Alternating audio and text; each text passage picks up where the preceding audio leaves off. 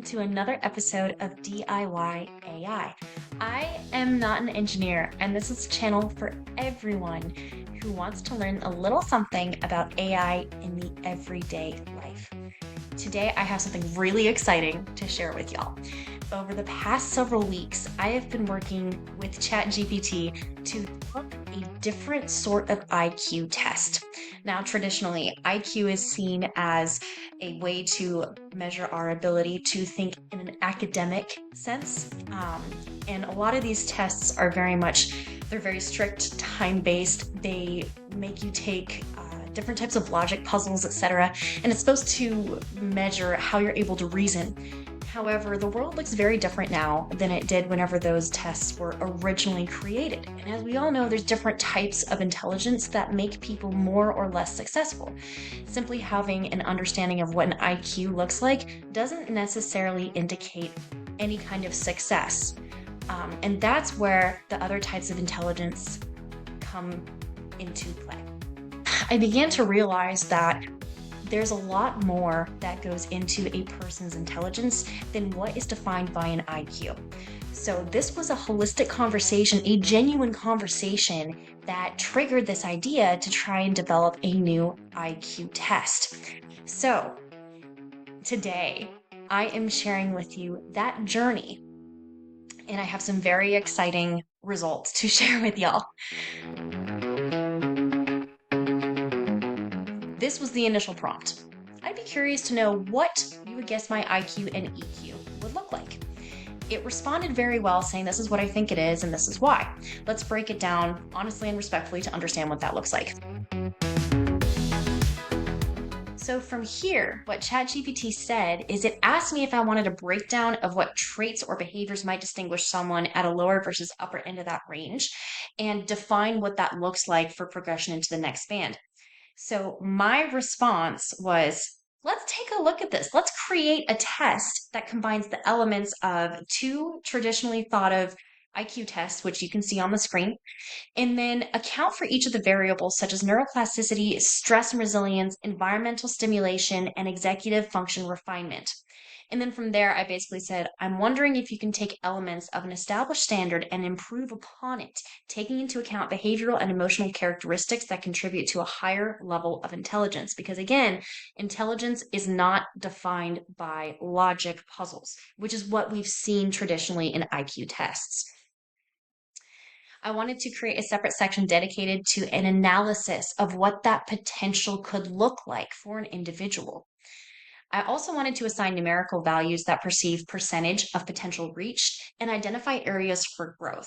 One of the stipulations that I did give ChatGPT is that whatever score kicks out, I wanted it to be along the same standard as far as scoring is concerned with what you would see in a traditional IQ test. So I told it to use the same scale.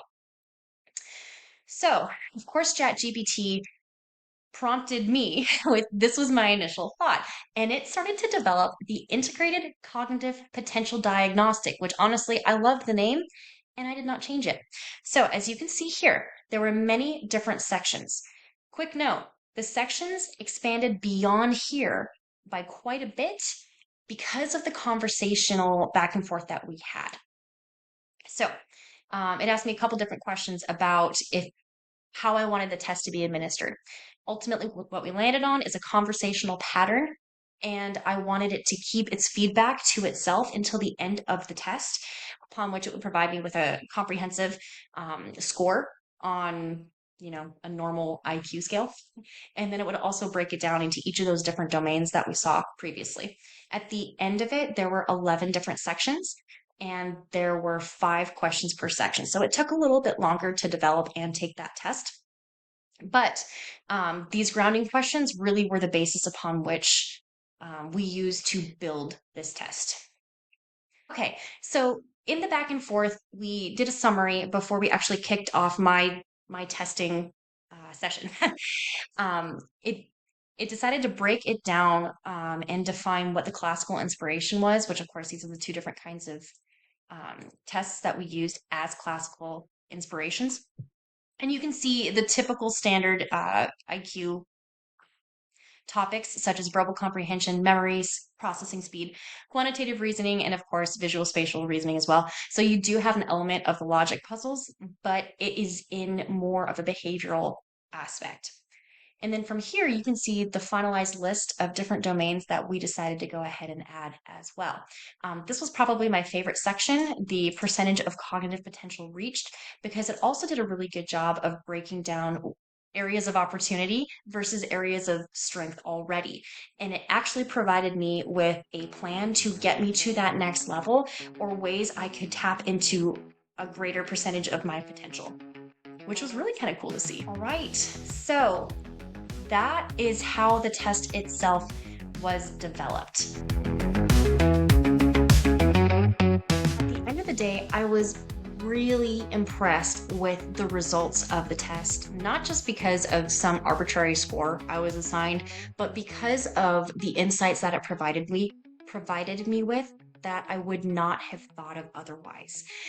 So, what I decided to do is I decided to take this a step further, and I wanted to see if other people had the same kind of experience and had the same types of results that I did. I wanted to see if my results were unique or if that was the same exact result as what they would give to other people. So I ended up posting this on my LinkedIn and I requested volunteers. And I have a total of 10 volunteers who are currently taking the test right now. I told Chat GPT that I wanted to administer this test to other people as well, but I wanted to use a standard format to administer that test. I was going to provide all the instructions to each of them individually via email to maintain anonymity across the spectrum. And this was the result. It prompts itself and still spit out the same types of questions, which points to the coding of the language model itself. So, very interesting thing to notice there. So, long story short, ChatGPT gave me an estimated IQ. I told it, let's test it. From the results, I was like, you know what? There's an opportunity here for us to develop a different way of thinking about intelligence. From there, conversationally, ChatGPT and I actually created a different kind of test. And so far, the results are very promising. I still have lots of people who are actively working on the test. And since it is not time-based, you can come back and forth to it as often as you like. There's going to be a little bit of a gap before I am able to publish the results for you all to see. But so far, the results are very insightful and very promising as far as a different way to approach intelligence and see how that correlates to a different level of success. So I hope this was insightful. Part 2 will be focusing on the results from our test population. If you like this video, please be sure to like, subscribe, and of course, as always, please provide feedback in the comment sections about other things that you want to see explored. I am not an engineer, and let's explore together.